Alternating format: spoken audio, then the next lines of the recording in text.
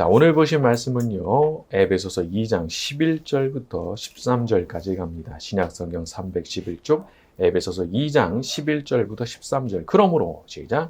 그러므로 생각하라. 너희는 그때 육체로는 이방인이요 손으로 육체는 할례를 받은 무리라 우리라 칭함을 받는 자들이라. 그때 너희는 그리스도 밖에 있었고 이스라엘 나라 밖에 사람이라. 약속의 언약들에 대하여는 외인이요 세상에서는 소망도 없고 하나님도 없는 자이더니 이제는 전에 멀리 있던 너희가 그리스도 예수 안에서 그리스도의 피로 가까워졌느니라. 사도 바울은 이 부분에서 이방인으로서 그리스도인 된 사람들에게 좀 뭔가 마음가짐을 좀 조심해라, 이제 그런 얘기를 하는 거예요. 너희가 어떤 사람이었냐는 겁니다. 11절에 육체로는 이방인이고 할례받지 않은 무리라고 그렇게 불리던 사람들이 아니냐는 거예요. 또 12절 보면은 그리스도 밖에 있지 않았냐, 그리고 소망도 없고 하나님도 없는 사람들이 아니었냐, 이렇게 말을 하는 거예요.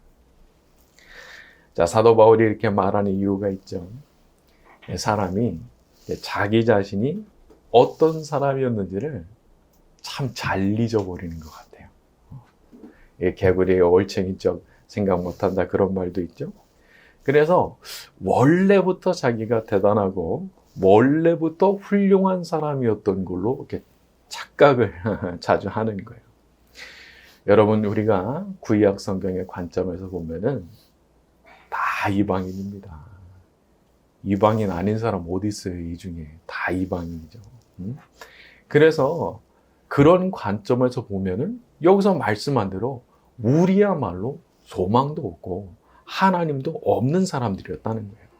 그러니까 우리가 이런 것들을 보게 되면 하나님 앞에서 마음가짐을 겸손하게 가질 수밖에 없는 거죠. 그리고 구약 성경에 보게 되면은 늘 이제 반복되는 역사적 패턴이 있잖아요. 어려움 막 당하면 그냥 하나님 향해서 막 부르짖고, 그러니까 하나님께서 불쌍히 여기서도 건져 주시면 또 금세 마음이 달라져가지고 거만하다가 또 어려움 당하고, 이거 뭐 계속 돌고 도는 거예요. 그래서 잘 될 때, 이 평안할 때가 사실 위기라는 거죠. 그러니까 그때 이제 마음을 높이고 이렇게 막 이거 내가 이렇게 잘하니까 이렇게 잘 되는 거구나, 이제 이런 생각하다 이제 큰일 나는 거죠. 자, 우리 성경 한 구절 찾아봅니다. 신명기 8장 16절에서 18절입니다. 신명기 8장 16절에서 18절, 구약성경 275쪽쯤에 있습니다. 신명기 8장 16절에서 18절 갈까요? 내 조상들도, 이렇게 가죠. 시작. 내 조상들도 알지 못하던 만나를 광야에서 내게 먹이셨나니 이는 다 너를 낮추시며 너를 시험하사 마침내 내게 복을 주려 하심이었느니라. 그러나 내가 마음에 이르기를 내 능력과 내 손의 힘으로 내가 이 재물을 얻었다 말할 것이라. 내 하나님 여호와를 기억하라. 그가 내게 재물 얻을 능력을 주셨습니다. 이같이 하심은 내 조상들에게 맹세하신 언약을 오늘과 같이 이루려 하심이니라. 모세가요, 미래를 내다보면서 장담을 합니다. 장담을 해요. 분명히 네가 어느 날 이렇게 말할 거라는 거예요. 내 능력과 내 손의 힘으로 이 재물을 얻은 거다. 분명히 이렇게 말하는 날이 올 거라는 거예요. 하지만 그때 기억하라는 거예요. 이거는 그게 가능했다면 그것을 가능하게 할 수 있도록 능력을 주신 분이 계셔서 그거 가능했다는 것을 너는 잊어버리면 안 되는 거야, 이렇게 말하는 거예요. 여러분, 어떤 사람이 어떤 일에 대해서 특별한 재능을 보이고 잘하고 있습니까? 그러면 그 재능 어디서 온 거예요? 돈 주고 샀어요? 아니잖아요. 그냥 받은 거잖아요. 태어날 때부터 받은 거예요. 그러면 사실은 자랑할 게 없는 거죠. 그러니까 사도 바울이 이 이방인 그리스도인들을 향해서도 그렇게 얘기를 하는 거예요. 너희들 유대인들이 지금 예수님 안 받아들인다고 그래서 그 사람들에 대해서 함부로 마음 높이지 마라. 그런 얘기를 하고 있는 겁니다. 교만한 마음은 언제나 우리를 실족하게 만드는 것 같아요. 교만하니까 넘어지더라고요. 교만하지 않으면 넘어지는 일도 별로 없어요. 근데 마음을 높이게 되면 그런 일이 많더라고요. 특히 이제 제가 정필도 목사님께서 오랫동안 배웠지만은 늘 이제 저희한테 하셨던 얘기가 뭐냐면 교만하면 화를 잘 낸대요. 저희한테 그래가지고 정말 조심하라고 얼마나 그 말씀을 많이 들었는지 몰라요. 근데 이게 참 사람이 말을 듣는다고 아는 건 아닌 것 같아요. 그래서 그 말대로 안 살다가 많이 넘어져 보고 참 고생 많이 하다가 그게 내 얘기구나 깨닫고 나서 이렇게 달라지는 게 아닌가 그런 생각도 해보게 됩니다. 자, 항상 언제나 겸손으로만 살아가는 저와 여러분이 되기를 바랍니다. 자, 우리 14절과 15절로 갑니다. 에베소서. 그는 시작. 그는 우리의 화평이신지라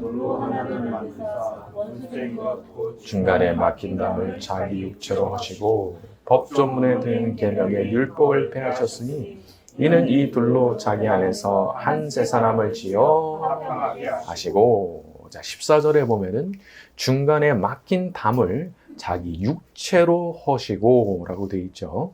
여기서 중간에 막힌 담이라고 하는 것은 말하자면 유대인과 이방인 사이에 존재하는 어떤 넘을 수 없는 벽을 의미하는 겁니다. 이게 요새는 넘사벽 그런 말도 쓰잖아요. 넘을 수 없는 4차원의 벽. 근데 사실 구약 성경의 관점에서만 보게 되면은 거의 그래요. 그 정도예요. 그래서 사도행전에서도 보게 되면은 베드로가 어느 날 비난을 받아요. 왜 비난을 받느냐? 이방인 집에 들어가서 먹었다 이거예요. 고넬료하고 같이 밥 먹었다고 비난받아요. 그러니까 그 정도로 유대인들의 입장에서 볼 때는 이방인들은 우리하고 섞일래야 섞일 수가 없는 그런 부류라고 생각을 한 거거든요. 그런데 예수님께서 그 담을 당신의 육체로 헐어버리셨다는 거예요. 신비한 말씀이죠. 당신의 몸을 십자가 위에 올려서 파괴하심으로써 그 벽을 완전히 허물어 버리셨다는 거예요. 그리고 또 15절에 보게 되면은 법조문으로 된 계명의 율법을 폐하셨다는 말씀이죠.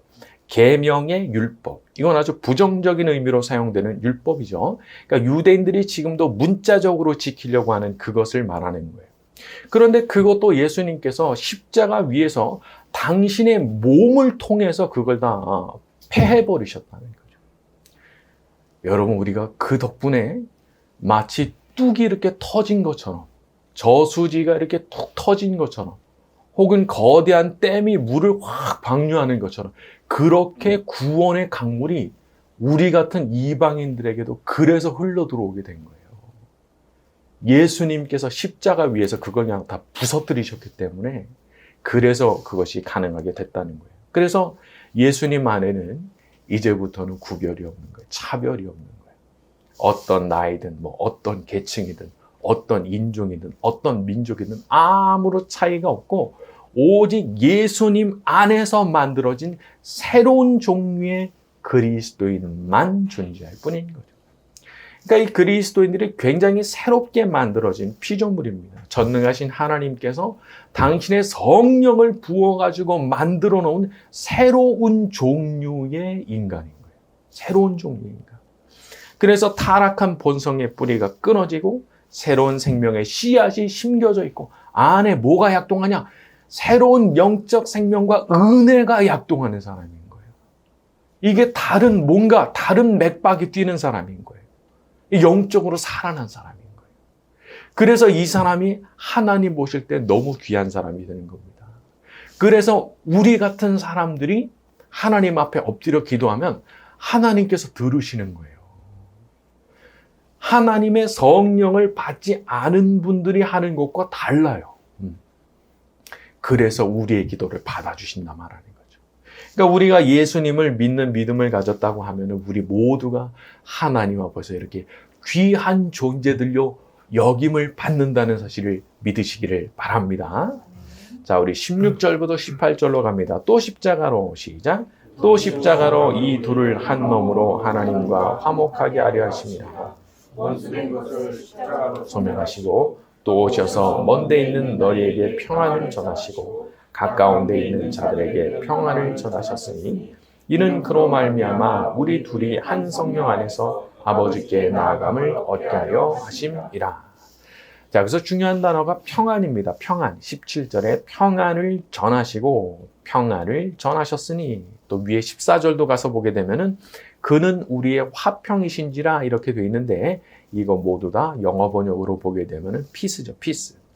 자, 예수님 당신께서 평안 그 자체가 되시고 그런 분으로서 먼 데 있는 이방인인 너희에게도 가까이 있는 유대인에게도 평안이 되셨다, 평안을 전하셨다라고 하는 뜻이죠.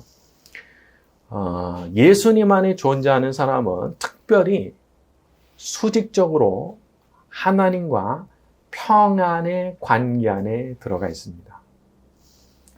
서로 간에 막 적개심을 품는 그런 관계를 평안이라고 말하지 않죠. 그러니까 우리가 하나님으로부터 막 진노하심을 받는 그런 존재가 아니에요. 절대 아닌 거예요. 그러니까 우리가 이런 오해를 할 수가 있어요. 내가 너무 부족하니까 하나님께서 나에 대해서 굉장히 화가 나 있지 않으실까? 이거에 대해서도 진노하시고 저거에 대해서도 진노하시고 그런 생각할 수 있겠지만 그렇지 않은 거예요. 예수님 안에 있다는 그 사실 때문에 하나님과 나 사이에는 평안에 이게 조약이 맺어져 있다고 그럴까? 그런 거예요. 그래서 하나님께서 만약에 나를 어떤 징계를 하시는 때가 있다고 그러면은 무슨 대역 죄인을 징벌하고 막 삼족을 멸하고 그런 게 아니고 부모가 사랑하는 자녀를 야단치고 징계하는 그런 느낌이라는 것을 기억하셔야 되는 거예요. 성경 또 한 군데 찾아봅니다. 히브리서 12장 6절에서 8절, 신약성경 367쪽입니다. 히브리서 12장 6절에서 8절, 신약성경 367쪽, 신약성경 367쪽, 히브리서 12장 6절에서 8절. 자, 주께서 이렇게 가죠. 시작. 주께서 그 사랑하시는 자를 징계하시고 그가 받아들이는 아들마다 채찍질하심이라 하였으니 너희가 참음은 징계를 받기 위함이라. 하나님이 아들과 같이 너희를 대우하시나니 어찌 아버지가 징계하지 않는 아들이 있으리요. 징계는 다 받는 것이오늘 너희에게 없으면 사생자여 친아들이 아니니라.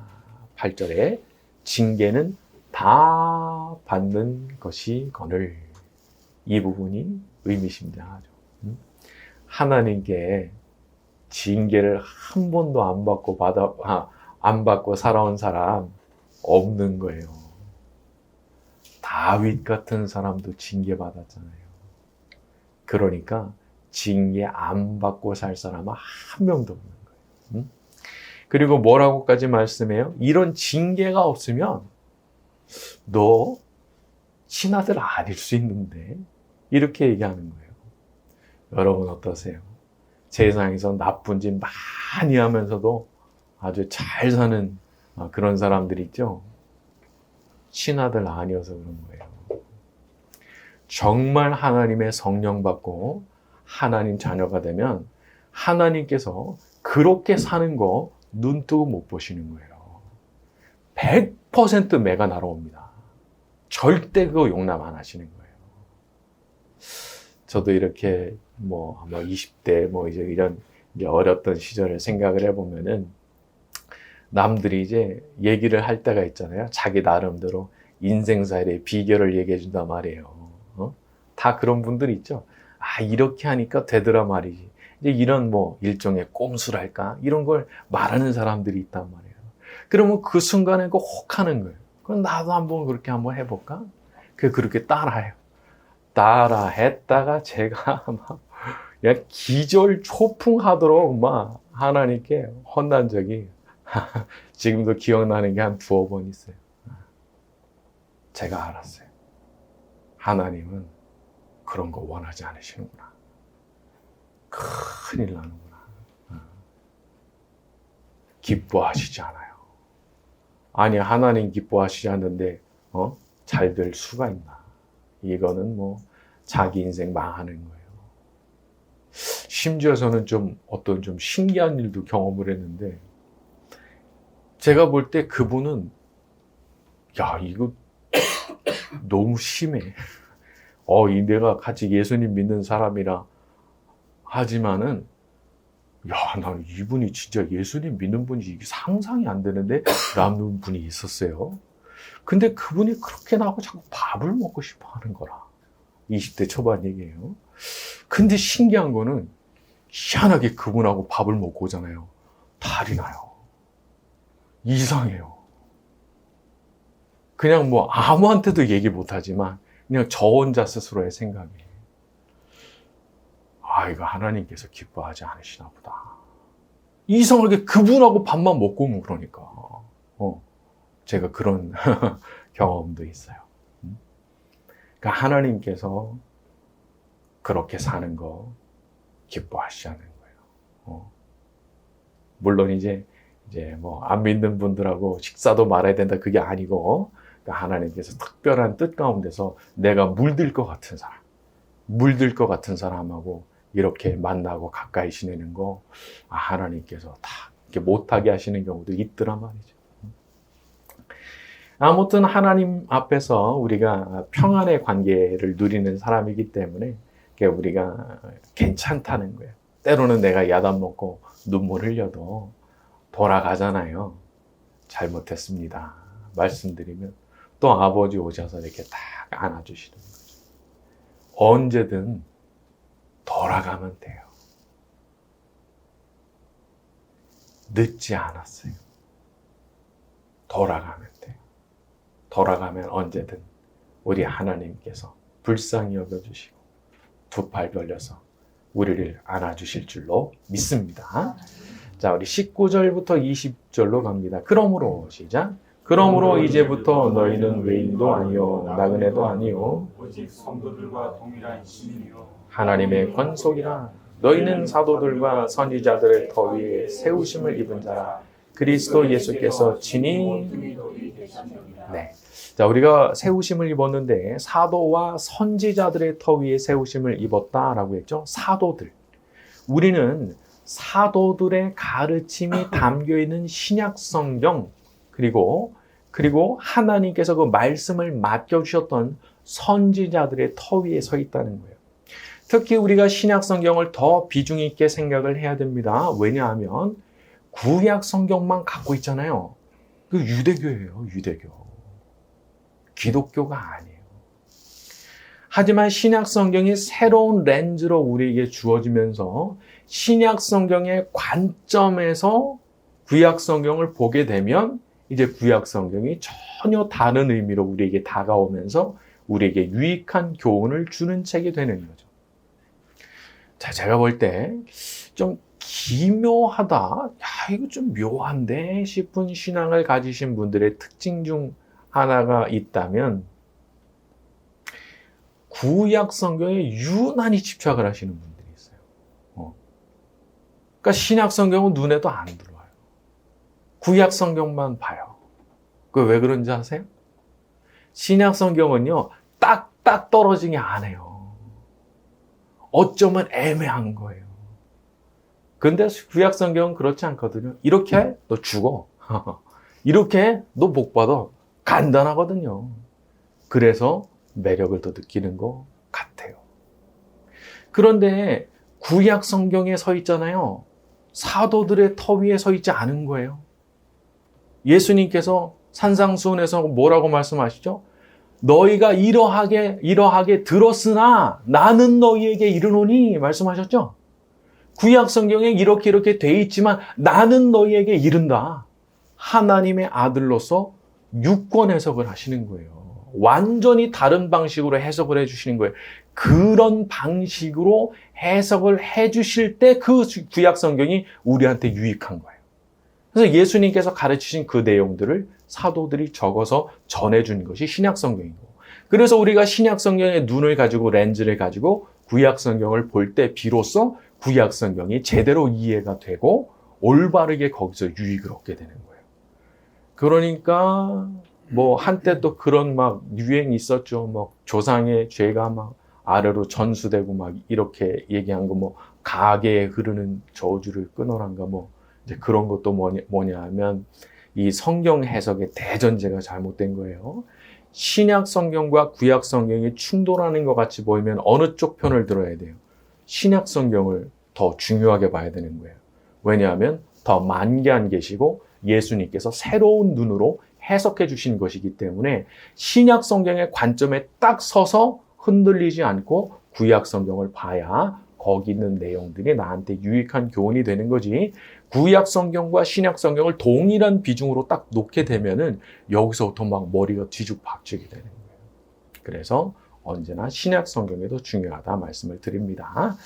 자, 우리 21절과 22절로 갑니다. 그의 안에서, 시작. 그의 안에서 건물마다 연결하여 주 안에서 성전이 되어가고 너희도 성령 안에서 하나님이 거하실 처소가 되기 위하여 그리스도 예수 안에서. 네, 이게 참 오묘한 말씀인데 우리가 예수님을 모퉁이 돌로 해가지고 하나님의 성전으로 지어져 가고 있는 사람들이라는 거죠. 21절에 그의 안에서 건물마다 서로 연결하여 성전이 되어가고. 여러분, 우리가 서로 연결이 된 사람인 거예요. 이게 참 그런 것 같지 않은데 영적으로는 다 연결이 되어 있다는 거예요. 특히 그래서 교회 공동체는 서로를 위해서 기도하고 또 서로가 잘 되기를 이렇게 빌어주는 그런 관계가 돼야 돼요. 그래서 그 사람이 잘 되는 거 나랑 아무 상관없고, 그 사람이 어려움 당하는 거 나랑 아무 상관없고, 이거는 신약 성경의 관점이 아닌 거예요. 그래서 우리가 서로 연결된 사람이기 때문에 서로를 위해서 기도도 하고 서로 용서도 하고 서로를 위해서 위해주고 또 사랑하면서 살아가라, 그런 말씀이 있는 거죠. 또 22절에 보게 되면은 뭐예요? 함께 지어져 가느니라. 벽돌이 하나 있을 때 무슨 의미가 있어요? 거대한 하나님 성전 안에서 모두가 다 모여 있을 때 그때 의미가 있다는 거죠. 그리고 또 지어져 가고 있다 말씀했죠. 지어져 간다. 이것은 우리 모두가 어떤 과정 가운데 있다는 것을 의미하는 겁니다. 그러니까 저처럼 오랫동안 교회에서 어렸을 때부터 교회에서 자라났고 또 제가 이렇게 설교자로 하나님의 말씀 전하는 사람으로 있지만은 저도 순간 막 아주 잘못된 판단을 하고 실수를 할 때가 있습니다. 그렇게 보면은 완성은 없는 거예요. 된 것 같지만 된 게 아닌 거예요. 그래서 우리가 서로를 용서해 줘야 됩니다. 완성이 아니니까. 그리고 이런 것들은 사람이 무엇보다도 경험을 통해서 자기 몸으로 배워야 되는 것 같아요. 이론 다 알죠. 이론 모르는 사람 누가 있어요. 근데 이 몸으로 용서도 하고 용서도 받고 사랑도 하고 그걸 몸으로 배워야 되는 거더라고요. 우리가 성화가 완성된 사람이 아니기 때문에 특히 당황스러운 상황이 생기면 급하게 우리가 기도의 자리로 가야 되는 것 같아요. 그래서 기도의 자리에 가서 하나님의 도우심을 구하고 그 앞에 하여간 오래 앉아 있어야 되는 것 같아요. 성급하게 입을 열지 말고 오래 앉아 있어야 하나님께서 마음도 다스려 주시고 또 지혜도 주시고 그러는 게 아닌가 싶습니다. 우리는 다 같이 부족한 사람들이고 지어져 가는 도중에 있는 사람들입니다.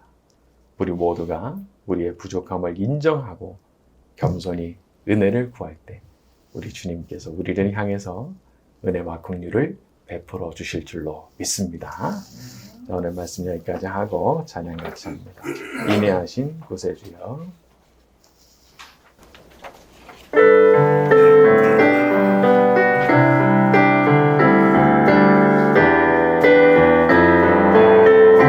구주 예수 의지함이 구주 예수 의지함이 심히 기쁜 일일세 평생 허락 받았으니 의심 아주 없도다. 예수 믿는 것은 받은 증거 많도다. 예수 귀한 예수 믿음 더욱 주소서. 구주 예수 의지함이 심히 기쁜 일일세.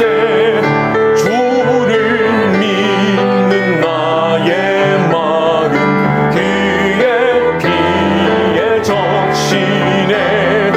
예수 믿는 것은 받은 증거 많도다. 예수 귀한 예수 믿음 더욱 주소서. 구주 예수 의지하여 죄악 벗어버리네. 안위 받고 영생함을 주께 모두 얻었네. 예수 믿는 것은 받은 증거 많도다. 예수 귀한 예수 믿음 더욱 주. 4절 갑니다. 구주 예수 의지하여 구원함을 얻었네. 영원 무궁 지나도록 주여 함께 하소서. 예수 믿는 것은 받은 증거 많도다. 예수 귀한 예수 믿음 더욱 주소서. 오늘 주신 말씀 가운데 역사하여 주옵소서. 주님의 음성이 들려오게 하시고 말씀을 통해 성령의 충만함을 받을 수 있게 하여 주시기를 원합니다. 다 같이 통성으로 기도하겠습니다.